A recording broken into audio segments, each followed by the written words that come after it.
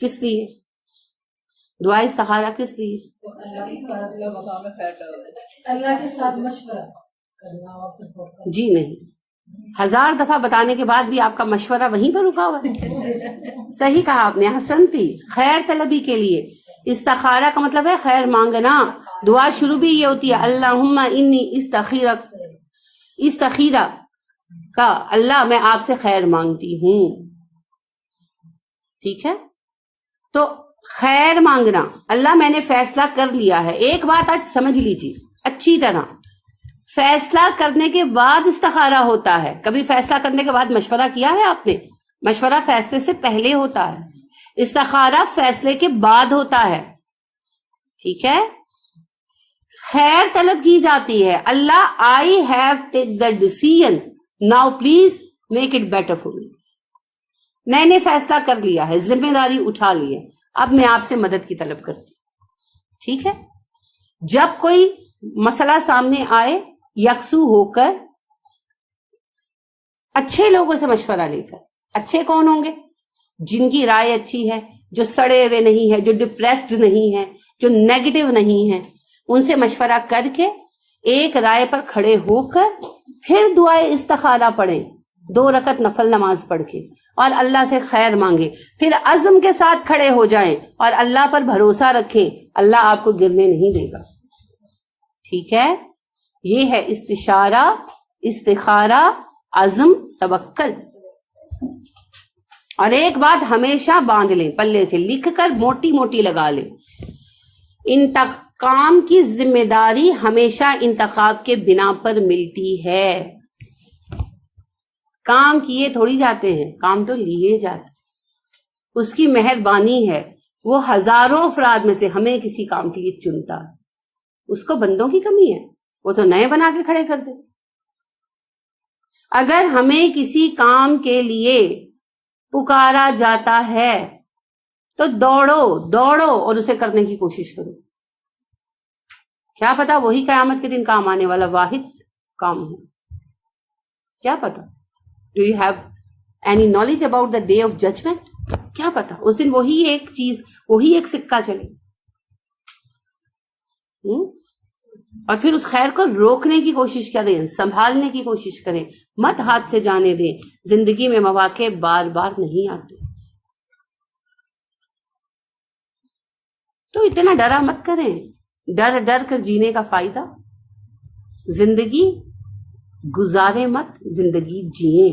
اور زندگی وہ جیتے ہیں جو اللہ پر بھروسہ کرتے. لہذا اللہ پر بھروسہ کیجئے. وَلَمَّا دَخَلُوا مِنْ حَيْثُ أَمَرَهُمْ أَبُوهُمْ، پھر وہ وہیں سے داخل ہوئے جہاں سے ان کے باپ نے حکم دیا تھا. یعنی غیب میں بھی اپنے باپ کا حکم ماننے والے تھے. یہاں سے پھر پتا چلا فطرتاً برے نہیں تھے، شیطان کی تزویر کا شکار ہو گئے. کہاں سے داخل ہوئے؟ الگ الگ داخل ہوئے. ما کان یغنی عنہم من اللہ من شیء. سبحان اللہ، یعقوب کی بات کی اللہ تصدیق کر رہے ہیں. یعقوب علیہ السلام نے کہا تھا وما اغنی عنکم من اللہ من شیء، میری تدبیر تمہیں اللہ کی تقدیر سے بچا نہیں سکتی بچوں. اللہ کہہ رہے ہیں وما کان یغنی عنہم من اللہ من شیء. ہاں، اس کی تدبیر، یعقوب کی تدبیر اس کے بیٹوں کو اللہ سے بچا نہیں سکتی. ان کے کیے کا وبال تو پڑنے والا تھا نا، ان پر تھوڑی مشقت آنے والی تھی. اچھا وبال نہیں پڑا، صرف تھوڑا رگڑا دیا گیا. وبال کیوں نہیں پڑا؟ کیونکہ جن کے حق میں جرم ہوا وہی تو دعائیں مانگ رہے تھے بیٹھے. 2 لوگوں کا براہ راست انہوں نے انسانوں میں حق طلب کیا، تیسرا اللہ کی ذات تھی. اللہ تو ہے غفور الرحیم.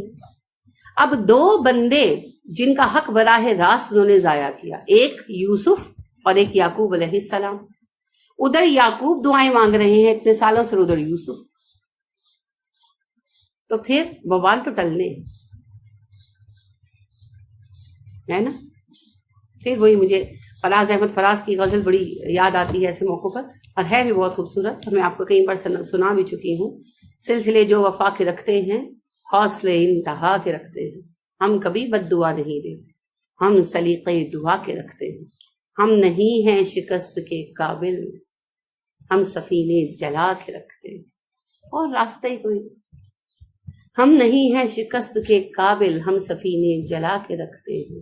اور بہت ڈرا مت کریں، ان کے دامن بھی جلتے دیکھے ہیں وہ جو دامن بچا کے رکھتے ہیں. جب تقدیر کا فیصلہ آتا ہے پھر سب خشک و تر برابر ہو جاتے ہیں. ان کے دامن بھی جلتے دیکھے ہیں وہ جو دامن بچا کے رکھتے ہیں. ہم بھی کتنے عجیب سے ہیں فراز درد کو دل بنا کے رکھتے ہیں. اگر درد کو دل نہ بنائے نبی تو کبھی اتنے نرم نہ ہو پائے. ہر کسی کے درد کو اپنا سمجھ کر ہی کام ہوتا. اس کے بغیر کام ہو نہیں سکتا، اجتماعی کام نہیں ہو سکتا. لہٰذا آپ دیکھیے نبی صلی اللہ علیہ وسلم اتنا احساس کرتے تھے دوسروں کا کہ جب مکہ پر حملے کی باری آئی آپ صلی اللہ علیہ وسلم ہر حملے سے پہلے پورا پلان بتا دیا کرتے تھے. تو مکے پر حملے کو آپ نے راز رکھا، صرف چند سینئر صحابہ کو پتا تھا اور باقی کسی کو نہیں پتا تھا. آپ نے رستہ بھی دوسرا اختیار کیا، بحرائے عرب کی طرف سے گئے کہ لوگ سمجھے کہ کہیں اور جا رہے ہیں. آخر وقت تک راز رکھا. تو سینئر صحابہ کو پتا تھا. سینئر صحابہ میں حاتب بن ابی بلتع رضی اللہ عنہ بھی تھے. تو انہوں نے کفار مکہ کے نام لیٹر لکھ کر بھیجا کہ مکے پر حملہ کرنے والے ہیں نبی صلی اللہ علیہ وسلم. اللہ نے آپ کو بذریعہ وحی اطلاع دے دی. آپ نے وہ خاتون ایک اپنے جوڑے میں رکھ کر لے جا رہی تھی، پکڑی گئی، ہو گیا سا. اب آپ نے انہی سینئر صحابہ کی موجودگی میں حاتب کو پکڑا. حاتب کیوں کیا ایسا؟ تو عمر کو غصہ تھا بڑا. عمر کہنے لگے یہ منافق ہے، مجھے اجازت ہے میں اس کا سر کاٹ دوں. آپ نے کہا عمر رکو. اور پھر کہا حاتب آپ نے کیوں ایسا کیا؟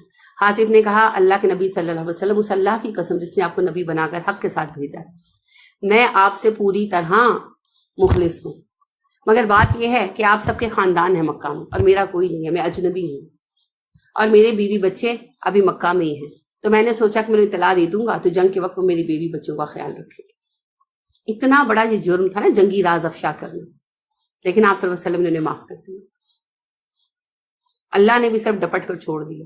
اللہ نے کہا اگر تمہیں اللہ اور رسول سے اپنے بیوی بچے پیارے ہیں تو پھر فیصلے کے لیے تیار ہو جاؤ. ڈانٹا بس چھوڑ دیا. آپ صلی اللہ علیہ وسلم نے حاتب کا اتنا بڑا جرم، یعنی سیاسی اعتبار سے سب سے بڑا جرم ہے فوجی راز افشا کرنا، لیکن نبی صلی اللہ علیہ وسلم نے ان کے اس عذر کو سنا کیونکہ وہ ان کا درد محسوس کر سکتے ہے نا. ہمارا تو اگر یہ نہیں ایسا ہو نا کہ میرے گھر میں کوئی تقریب ہے اور میرے بھائی کا بچہ بیمار ہے اور وہ نہیں آیا، اس کی بیوی بیمار ہے اور وہ نہیں آیا، تو میں تو کہوں گی کہ ہاں تم تو میرے بھائی نہیں ہو، تمہیں تو بس اپنی بیوی بچوں کی پڑی ہے، میری خوشی سے کوئی تعلق نہیں، کیونکہ میں اس کا دکھ ہی محسوس نہیں کر سکتی. ہمارے دل اتنے تنگ ہو چکے. ساری امتیں غصہ کر دیتے ہیں. ساری امتیں بھی غصہ آ گیا. سبب کیا ہے؟ سبب کیا ہے؟ یونٹی کا ختم ہو جانا، ایک دوسرے کی تکلیف ختم ہو جانا محسوس کر. نبی صلی اللہ علیہ وسلم نے کہا نا کہ مومنوں کی مثال جسم کی طرح ہے. جسم کے ایک حصے میں درد ہوتا ہے، سارا محسوس کرتا ہے. تو یہ کیفیت دل کی ہے. ایک رنجیدہ ہے، سب رنجیدہ ہیں. یعنی پھر آپ دیکھیں کہ جب وہ پیچھے رہ گئے تھے کعب بن مالک، تو دو دوسرے لوگ کیا نام تھے؟ ہلال بن امیہ اور مرارہ بن ربیع. تو ان تینوں کے غم میں پوری امت اداس تھی. پورے مدینے پر ایک خاموشی، ایک اداسی، دل گرفتگی تاری تھی. اور جس ان کی معافی کا حکم آیا ہے سارے خوش تھے، سب کے چہرے چمک رہے تھے، سب دوڑ رہے تھے ایک دوسرے کو بتانے کے لیے کہ ان کی معافی آ گئی. کیونکہ ایک کی تکلیف سب کو تکلیف دیتی ہے. ہمارا حال یہ ہے ایک گھر کے اندر دو بھائی رہتے ہیں اور ایک کا بچہ بیمار ہے، دوسرا آرام سے سو رہا ہے. یہی تو کیفیت ہے درد کو دل بنا کے رکھنا. تو یہ تبھی آتا ہے جب آپ اللہ کے بندوں سے محبت کرنا سیکھتے ہیں، کیونکہ مخلوق خدا کون ہے؟ عیال اللہ. اللہ کی مخلوق اللہ کا کنبہ ہے، حدیث قدسی ہے. اللہ کہتے ہیں میری مخلوق میرا کنبہ ہے. تو جب تک اس کنبے سے محبت نہیں کریں گے، اپنے لوگوں سے پیار نہیں کریں گے، درد مندی نہیں آئے گی، تب تک کام نہیں چلے گا. درد مندی کے لیے پیدا کیا انسان کو، پر نطاعت کے لیے کچھ کم نہ تھے. کرو بیاں فرشتے بڑے بیٹھے ہوئے تھے. انسان کو تو محبتوں کے لیے پیدا کیا. ٹھیک ہے، تو محبت آپ صحابہ کیسے بانٹا کرتے ہیں؟ بے شمار باتیں.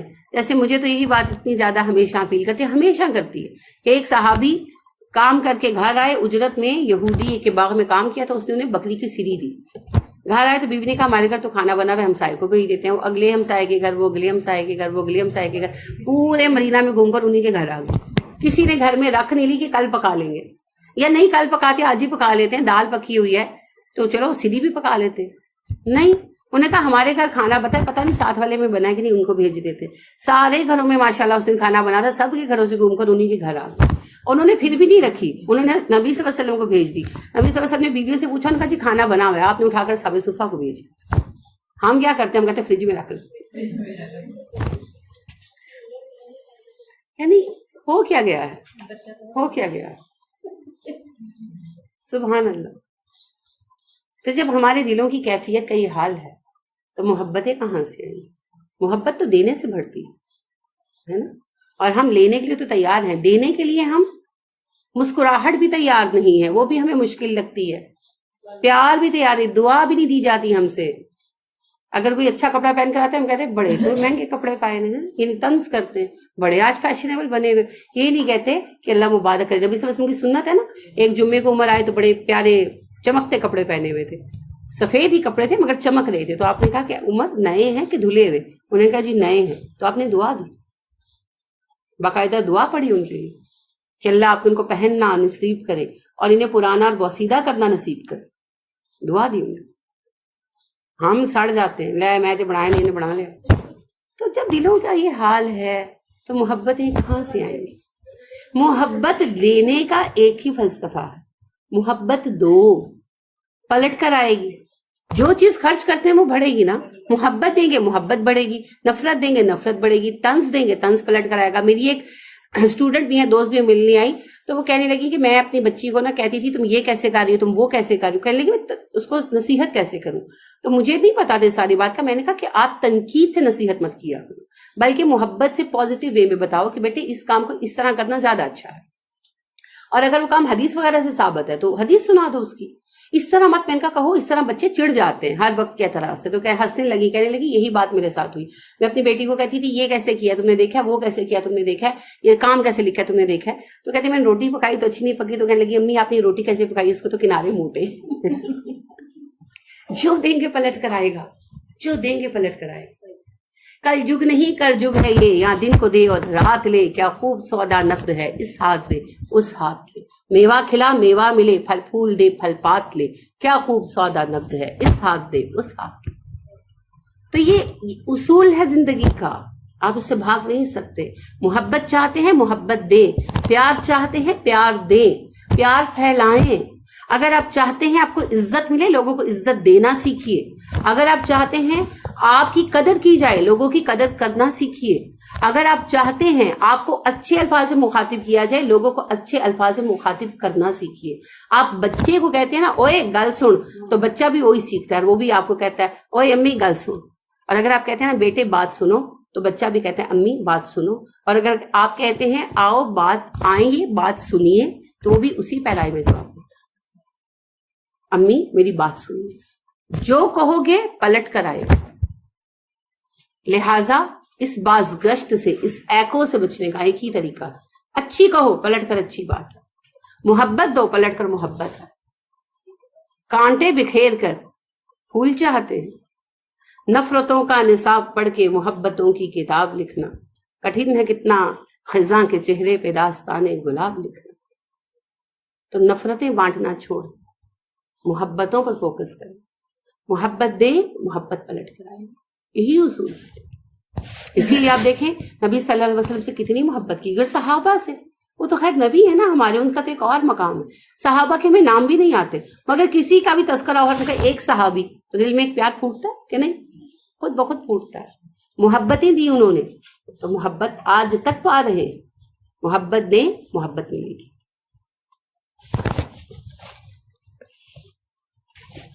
لہذا ایک بات یاد رکھیں, تدبیر کرنا ضروری ہے مگر بھروسہ اللہ پر, کیونکہ تدبیر اللہ کے فیصلے سے نہیں بچا سکتی. اللہ حاجتن, مگر ایک حاجت تھی, فی نفسی یعقوبہ, یعقوب کے دل کی, قضواہا, اس نے اسے پورا کر لیا. ایک طلب تھی, حاجت کیا ہوتا ہے, ضرورت, طلب. ایک طلب تھی یعقوب کے دل کی جسے یعقوب نے پورا کر لیا. کیا طلب تھی, میرے بیٹے عافیت سے واپس لوٹا. تو اس کو پورا کرنے کے لیے تدبیر کرنے کی کوشش کی یعقوب نے, کوئی حرج نہیں ہے, کرنی چاہیے تھی, لیکن جو ہونا ہے وہ ہونا ہے. وَإِنَّهُ لَذُو عِلْمٍ, وہ بڑے علم والا تھا. لِمَا, اس کے جو, عَلَّمْنَاهُ, سکھایا تھا ہم نے اس کو. ہم نے اسے جو علم سکھا دیا تھا اس کے باعث وہ بڑے صاحب علم تھے، نبی تھے نا، علم وحی سے سرفراز کیے گئے تھے، تو بڑے علم والے تھے. یعنی اللہ نے کہا، اس نے تو خود ہی پہلے کہہ دیا تھا کہ تدبیر تو کر رہا ہوں میرے بچوں، میری تدبیر تمہیں تقدیر الہی سے بچا نہیں سکتی، حکم تو اللہ کا چلے گا. وہ خود یہ بات جانتے تھے، مگر تدبیر کی. اس کا کیا مطلب نکلا؟ تدبیر ہمیشہ کرنی چاہیے. ہاتھ پر ہاتھ دھر کر بیٹھ جانا توکل نہیں، کام چوری. ٹھیک ہے. سب سے زیادہ توکل کرنے والی ذات کون تھی؟ نبی صلی اللہ علیہ وسلم. تو تدبیر کرتے رہے نا. یعنی جب آپ کو زہر بھی دیا گیا اور آپ 3 سال بیمار رہے تو مسلسل علاج کراتے رہے. حج پر گئے، حالت احرام میں ہجامہ کرایا کیونکہ تکلیف پیر میں بہت تھی اور سر میں بہت تھی، تو پیر اور کندھوں دونوں پر ہجامہ کرایا کہ چلو تھوڑا فرق پڑ جائے، میں حج تو سہولت سے کروں. یہ نہیں کہ اللہ کا حکم ہے بس میں بیٹھا ہوں. بڑی عجیب سوچ ہے. خاتون جاننے والی ہیں، عزیزہ ہیں، تو ان کے کان میں جو نو ہوتی ہے سننے والی، اس میں رگ سماعت جو ہے اس میں انفیکشن ہو گیا، تو ان کو ہر وقت نا ایک جیسے شان فیل ہوتی ہے، درد اور تکلیف. تو ڈاکٹرز نے کہا کہ چھوٹا آپریشن ہے، سیف ہے، تو اس آپریشن سے کلیئر ہو جائے گا، آپ اس کو ہم صاف کر دیں گے، ٹھیک ہو جائے گا. تو آپ کو کچھ عرصہ پھر میڈیسن یوز کرنی پڑے گی. تو کہتی ہے نہیں، تکلیف اللہ نے دیا، اس نے شفا دینی ہوگی، ایسی دے دے گا. یہ توکل نہیں ہے، یہ بے وقوفی ہے، حماقت ہے. نبی صلی اللہ علیہ وسلم سب سے زیادہ اس توکل کے حقدار تھے. اگر یہ توکل ہوتا، آپ کہتی نہیں میں تو ایسے ہی دکھتے سر کے ساتھ حج کروں گا کیونکہ اللہ نے تکلیف دی. لیکن آپ نے ایسا نہیں کیا. حالت احرام میں آپ نے ہجامہ کروایا، 2 جگہوں پر کروایا، ٹانگ پہ بھی اور کندھوں پر بھی، کیونکہ آپ کے سر میں اور آپ کی ایک ٹانگ میں بہت زیادہ تکلیف تھی، تو آپ نے 2 جگہوں پر کرایا اور پھر حج کیا تاکہ افاقہ ہو. اور آپ دوائیاں وغیرہ بھی کھاتے تھے. ٹھیک ہے. تو یہ اس طرح کی باتیں توکل میں نہیں آتی. یہ توکل نہیں ہے، یہ بے وقوفی. توکل یہ ہے کہ آپ دوا کھاتے ہیں اور بھروسہ اللہ کی ذات پر.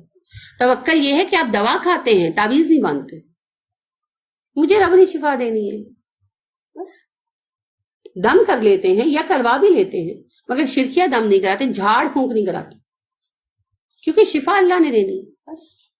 ٹھیک ہے. تو اللہ نے کہا کہ یعقوب تو خود بڑے علم والے آدمی تھے کیونکہ ہم نے انہیں علم دیا تھا، نبوت کا، وحی کا. نفسی یعقوبہ قضواہا، اور یعقوب نے اپنے دل کی خواہش تھی جسے پورا کر لیا، حاجت پوری کر لی. یعنی کہ پھر یہاں اللہ نبی کے عمل کو دلیل بنا رہے ہیں. اگرچہ وہ علم والے تھے اور وہ جانتے تھے کہ اللہ کے حکم کے بغیر کچھ نہیں ہو سکتا، مگر جہاں تک ممکن تھا تدبیر انہوں نے کی. تو تدبیر کرنی چاہیے. وَإِنَّهُ بے شک لذو علم لما علمناہ، اور وہ ہماری جانب سے بڑا علم ملنے کی بنا پر عالم تھے. وَلَكِنَّ أَكْثَرَ النَّاسِ لَا يَعْلَمُونَ، اور لوگوں کی اکثریت علم نہیں رکھتی. اسی سورہ میں یہ جملہ دوسری مرتبہ آیا ہے. نہیں، ایک دفعہ یشکرون تھا اور 2 دفعہ یعلمون آیا. تو اکثر لوگ شکر نہیں کرتے. یوسف علیہ السلام نے کہا تھا کہ سب شکر گزار ہونے چاہیے، اور اکثر لوگ شکر نہیں کرتے. اور 2 دفعہ آیا کہ اکثر لوگ علم نہیں رکھتے. تو آپ دیکھ لیں کہ لوگوں کی اکثریت کیا ہے، جاہل لوگوں کی. تو ہر کس و ناقص کے مشورے پر نہیں چلے. استشارہ کی ایک شرط ہے، اہل علم سے مشورہ کرنا. اگر آپ نے گھر بنوانا ہے تو کس سے مشورہ کریں گے؟ آرکیٹیکٹ سے. اگر آپ نے بکرا خریدنا ہے تو کس سے مشورہ کریں گے؟ جو بکرے پالنے والے ہیں. اگر آپ نے یعنی شادی کے جوڑے وغیرہ بنوانے ہیں، کوئی بچی کی شادی ہے، بچے کی شادی، تو کسی کی بوتیک وغیرہ ہے رشتہ دار میں، اس کے پاس جائیں گے. تو اگر آپ کو کوئی اس قسم کا روحانی مسئلہ درپیش ہے تو پھر کس کے پاس ہے؟ دین کے عالم کے پاس. ہر کس و ناقص کو پکڑ کے مشورے شروع مت کر دیا، کیونکہ ہر کوئی اپنی عقل کے مطابق مشورہ دے گا نا، اور علم کے مطابق. تو جب اکثریت لا علم ہے تو وہ کیا مشورہ دے گی؟ پٹھا سیدھا. تو علم والوں سے مشورے کیا کریں، کیونکہ اللہ کہتے ہیں تمہیں پتا نہیں، جاؤ اہل علم سے پوچھو. تو اہل علم سے مشورہ کیا کریں. اور ایک اور بات ذہن میں رکھیں، کوشش یہ کریں، ویسے تو دلوں کے حال اللہ جانتا ہے، مگر تھوڑا اندازہ باؤ تاؤ سے ہو جاتا ہے. جو آپ سے حسد کرتا ہو اس سے مشورہ مت کریں. ٹھیک ہے. یہ تو بے وقوفی ہے. اتنا بھی بے وقوف نہیں ہونا چاہیے. یعنی آپ کو اندازہ ہو جاتا ہے نا کہ یہ میری کسی چیز سے خوش نہیں ہوتا، آپ انداز سے جان جاتے ہیں. نظر انداز کرتے ہیں وہ علیحدہ بات ہے. تو پھر ان سے مشورہ مت کریں. اور بخیل سے مشورہ مت کریں، وہ تو یہی مشورہ دے گا پیسہ بچا لو. اور کم عقل سے مشورہ نہ کریں. کم عقل کا کیسے پتہ چلتا ہے؟ جو اپنا گھر نہیں سنبھال پا رہا، یعنی نارملی نہیں سنبھال پا رہا، وہ کیا مشورہ دے گا کسی؟ بدعتی سے مشورہ نہ کریں. یعنی جن کے عیوب کھلے ہوئے ہوں ان سے مشورہ نہ کریں. تو مشورہ دیندار لوگوں سے کرنا چاہیے، عقل والے لوگوں سے کرنا چاہیے، علم والوں سے کرنا چاہیے. ٹھیک ہے. ولما جب دخلوا وہ داخل ہوئے علی یوسفا یوسف کے پاس آوا ٹھہرا دیا اس نے جگہ دی. حمزہ واو یہ آوا ہوتا ہی ٹھکانہ دینا ہے. الیہ اپنی طرف اخاہو اپنے بھائی کو. جب وہ یوسف کے پاس آئے یوسف نے اپنے بھائی کو اپنے پاس ٹھہرا لیا بنیامین کو. قالا اس سے کہا انی انا اخوکا میں تیرا بھائی ہوں. فلا تبتئس تو رنج نہ کر. باء سے ہے بے حمزہ سین.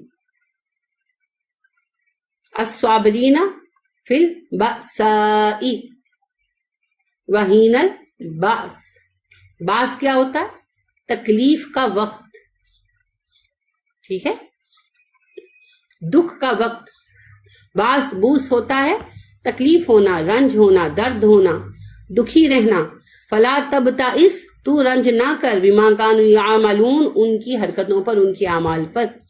یوسف نے اپنے بھائی کو اپنے پاس ٹھہرایا، کہا میں تیرا بھائی یوسف ہوں، یعنی بنیامین کو سچ بتا دیا. اور کہا یہ کہ انہوں نے بتایا ہوگا نا کہ اچھا آپ کے بعد انہوں نے میرے ساتھ ایسے ایسے کیا. اب کیوں کیا؟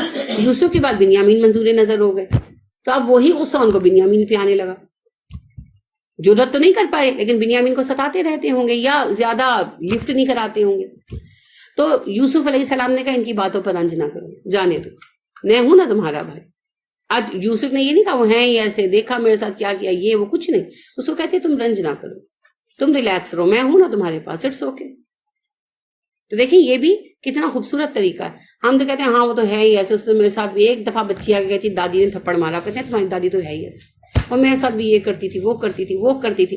جو آپ 1945 میں ہوئی اپنی شادی شروع کرتے سارے قصے سنا کے بیٹھتے، پھر بعد میں کہتے ہیں پتہ نہیں کی گل بچے دادی کی خدمت نہیں کرتے. آپ نے چھوڑا خدمت کے لائق، گنجائش چھوڑی ہے دل میں، نہ کیا کریں.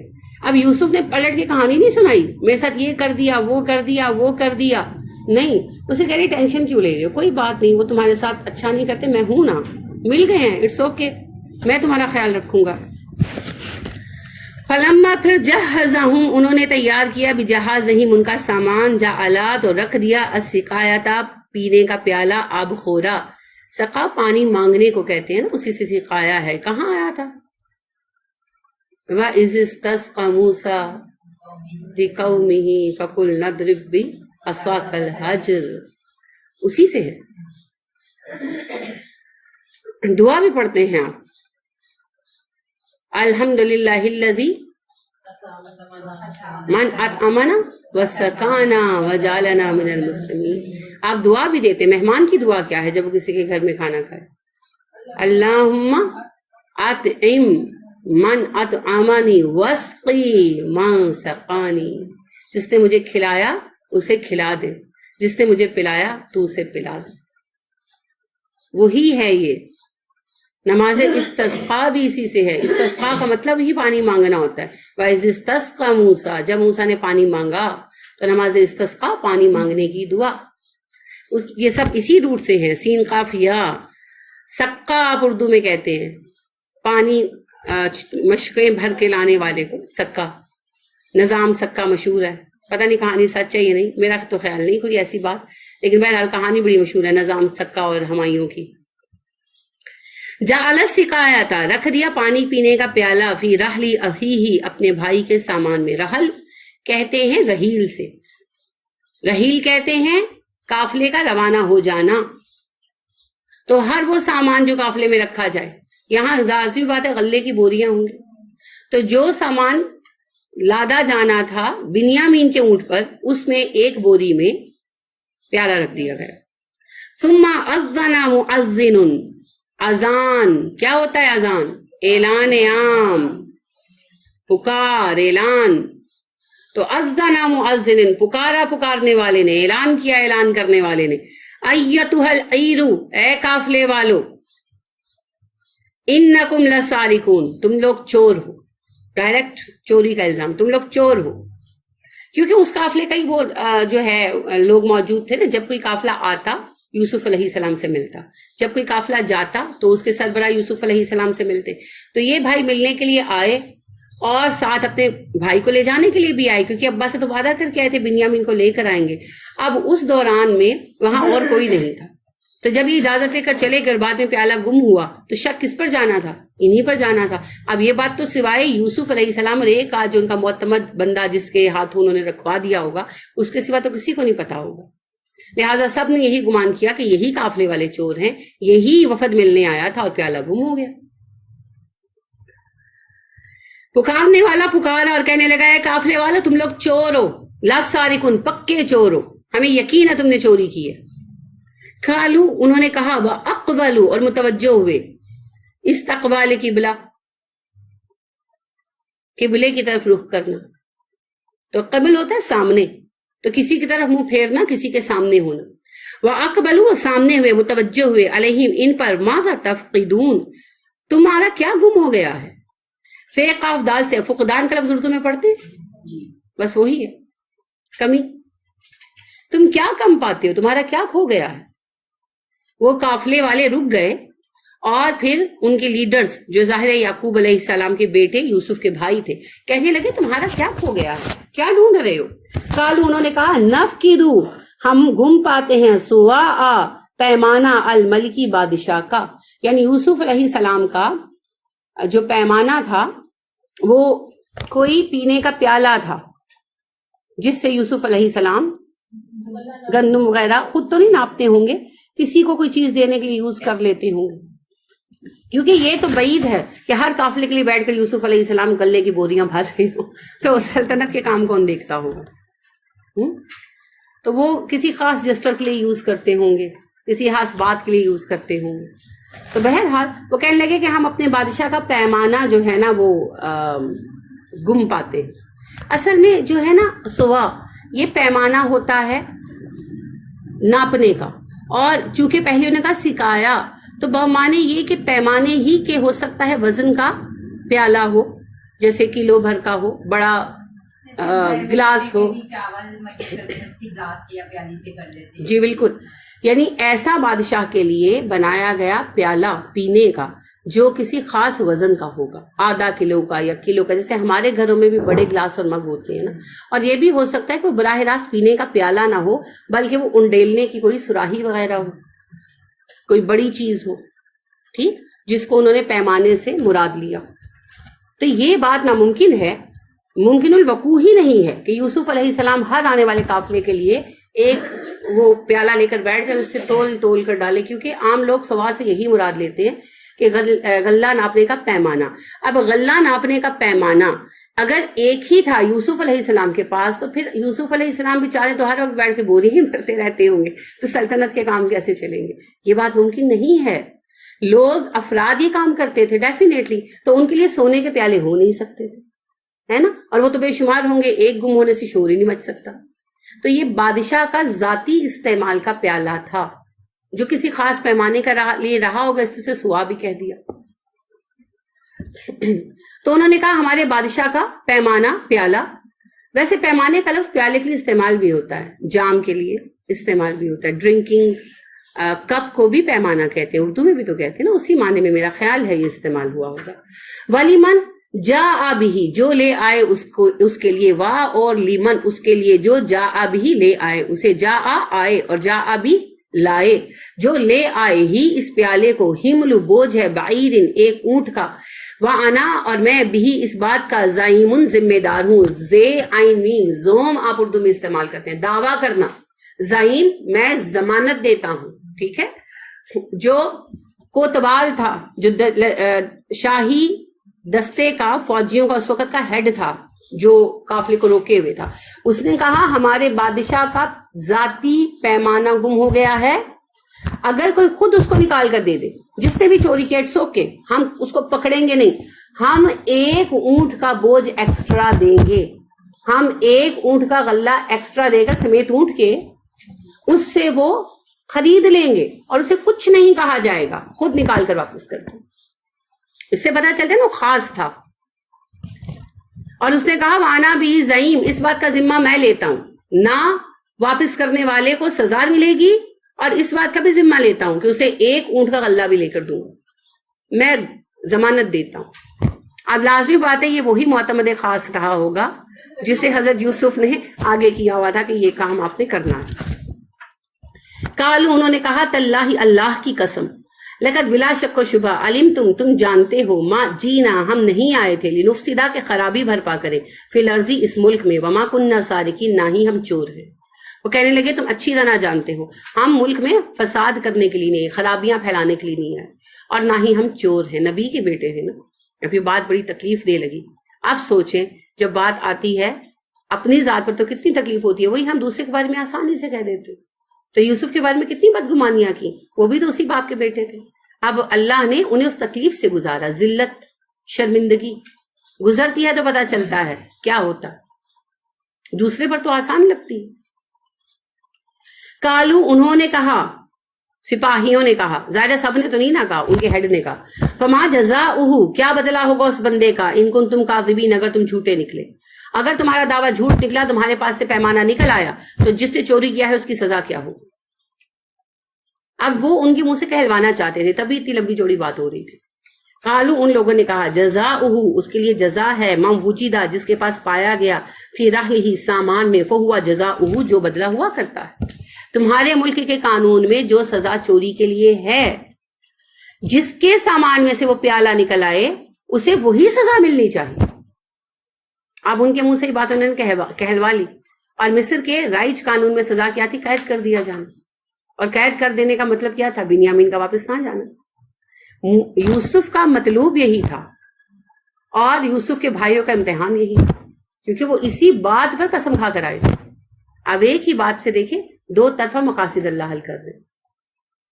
یوسف کو یہی مطلوب تھا کہ میرا بھائی نہ جائے. یوسف کی دعا تھی. یعقوب کیا دعائیں مانگ رہے تھے؟ بنیامین سلامتی سے آ جائے. اور بھائی کیا دعائیں مانگ رہے ہوں گے؟ ہم اسے خیر سے واپس لے جائیں. اب سب کی دعا قبول نہیں ہو سکتی تھی، کیونکہ ایک کی دعا کی قبولیت دوسرے کی دعا کی ریجیکشن تھی. تو پھر اس وقت کس کی دعا قبول ہونی اللہ جانتا ہے. یہ بڑے پیچیدہ معاملے ہیں، یہ اللہ ہی جانتا ہے. اس لیے اللہ کے کام اللہ پہ چھوڑ. مانگنا ایک وبال ہے لوگوں، کچھ نہ مانگو فقط دعا مانگو.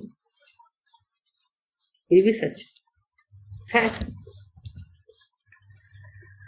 تو وہ کہنے لگے جس کے سامان میں سے پیالہ نکل آئے اسے وہی سزا دو جو تم لوگ دیا کرتے ہو چوروں کو.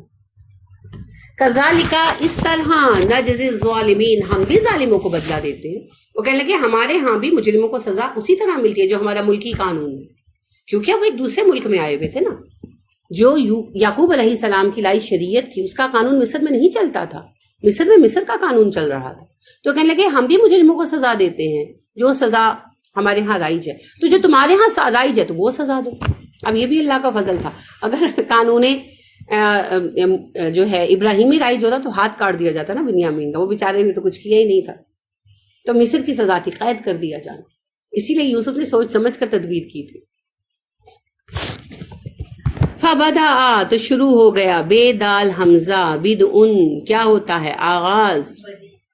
جی بالکل بدی اس سے. ابتدا اب پڑھتے ہیں، مبتدا پڑھتے ہیں.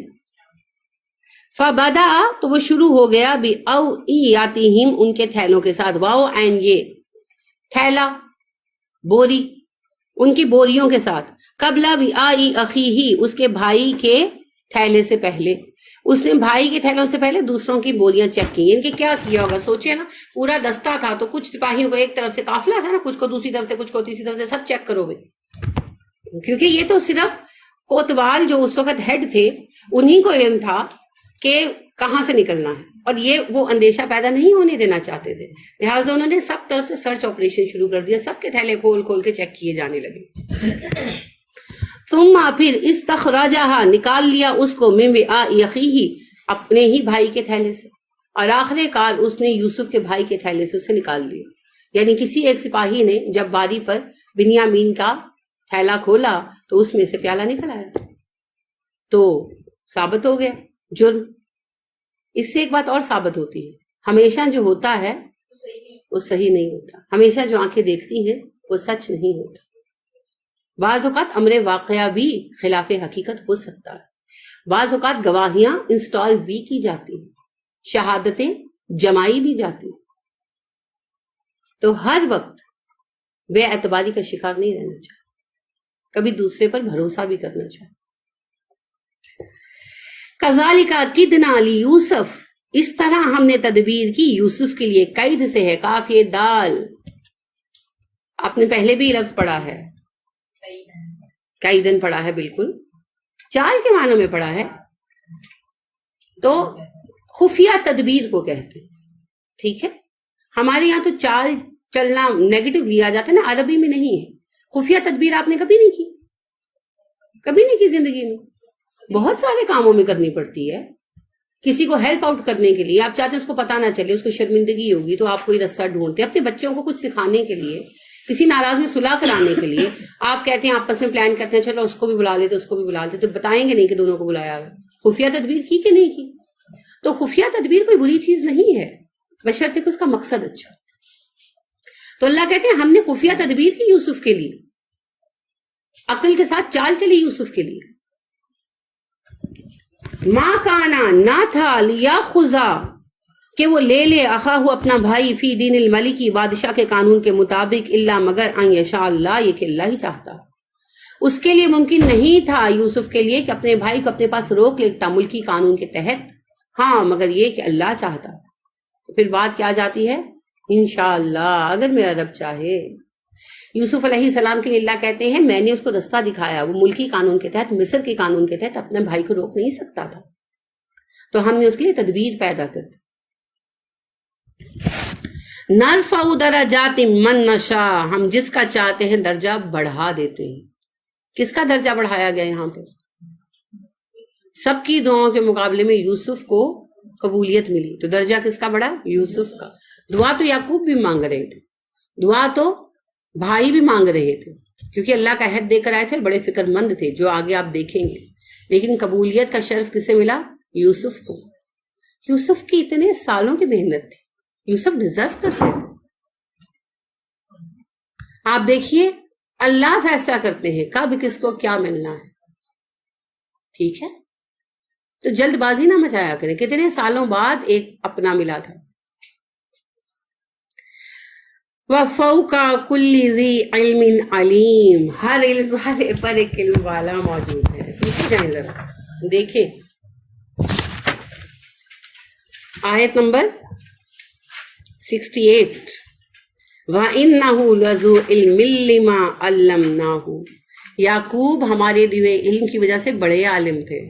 اور اب اللہ فرما رہے ہیں وَفَوْقَ كُلِّ ذِي عِلْمٍ عَلِيمٍ، ہر علم والے پر علم والا موجود ہے. علم کے اعتبار سے بیٹا باپ سے بڑھ بھی سکتا ہے، کوئی حرج کی بات نہیں ہے. یعقوب علم والے ہیں، یوسف ان سے بھی زیادہ دیے گئے. اللہ کے کام ہے، اللہ کے فیصلے، اس کی عنایت ہے.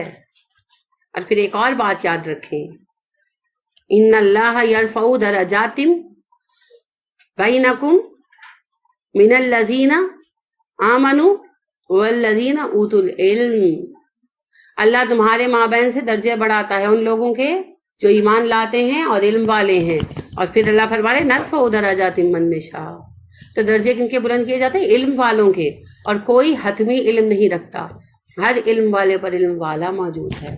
اللہ نوز دا بیسٹ، اللہ نوز دا بیسٹ. ٹھیک ہے، تو کتنا خوبصورت بیان ہے. اللہ نے سچ کہا نا، احسن القصص ہے یہ قصہ. کتنے پہلو ہیں اس کے، اور اس کا سب سے اہم پہلو جو ہے وہ ہے اولاد کی تربیت اور انہیں واپس لانا، جو اس وقت ہمارے لیے سب سے بڑا چیلنج بنا ہوا ہے. اور آلموسٹ ہم اس میں فیل ہو رہے ہیں. جب تک صبر جمیل، دعا، ہاتھ اٹھانا، ضبط، وقت دیکھ کر نصیحت کرنا جیسی صلاحیتیں ہم میں نہیں آئیں گی، تب تک ہم اپنے بچوں کو واپس نہیں لا سکتے.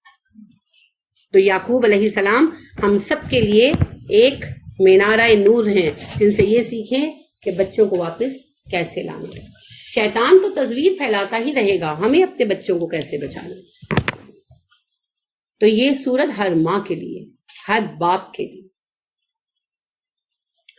اور بچوں کی کردار سازی میں بڑا رول پلے کرے گی اگر آپ اسے پڑھا سکیں تو. اللہ اسے آپ پر آسان کرے.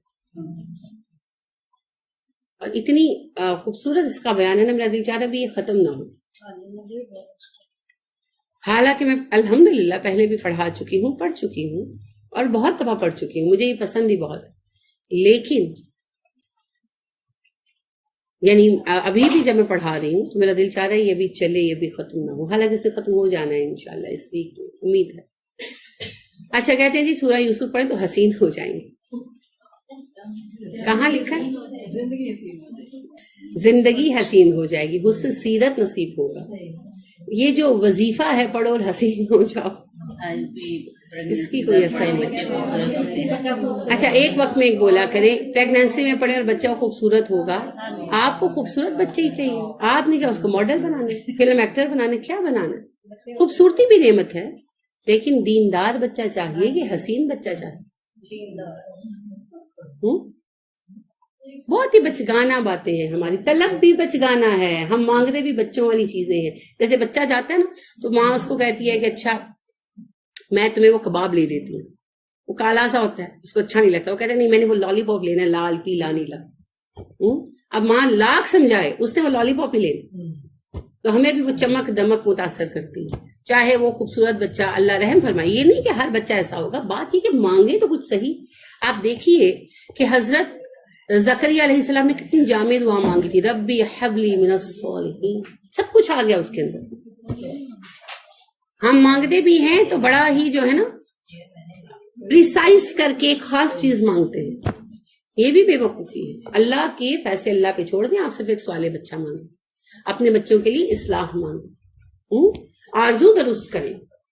تیری دعا ہے کہ ہو آرزو تیری پوری, میری دعا ہے تیری آرزو بدل جائے. اللہ کرے. دیکھیں کس کی دعا قبول ہوتی ہے, آپ کی کہ میری. چلیں کوئی سوال ہو تو پوچھ لیں.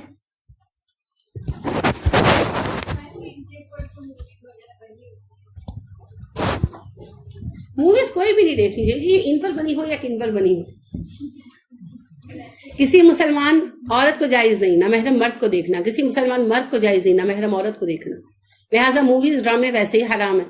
اور اس پر یہ کہ قرآنی واقعات پر بنائی گئی, انا للہ و انا الیہ راجعون, ویسے گمراہی کا بہت بڑا راستہ ہے. یعنی آپ خود سوچیں کہ جب وہ یہ سارا سین کریٹ کرنے کی کوشش کریں گے, جو بھی اس کی بیوی نے بہکایا اور جو بھی, تو کس طرح کی فیلنگ آئے گی. اور پھر کسی بھی ایک بندے کو جو کوئی عام بندہ ہے اور عام بندے سے گیا گزرا ہے, کیونکہ ہی از اے فلم ایکٹر, تو اس کو آپ یوسف ازیوم کریں گے. اور پھر آپ جب یوسف کو سوچیں گے نا تو آپ کے ذہن میں وہی شکل آئے گی, ہے نا. بچپن میں آپ نے کوئی نہ کوئی چیز دیکھی ہوگی.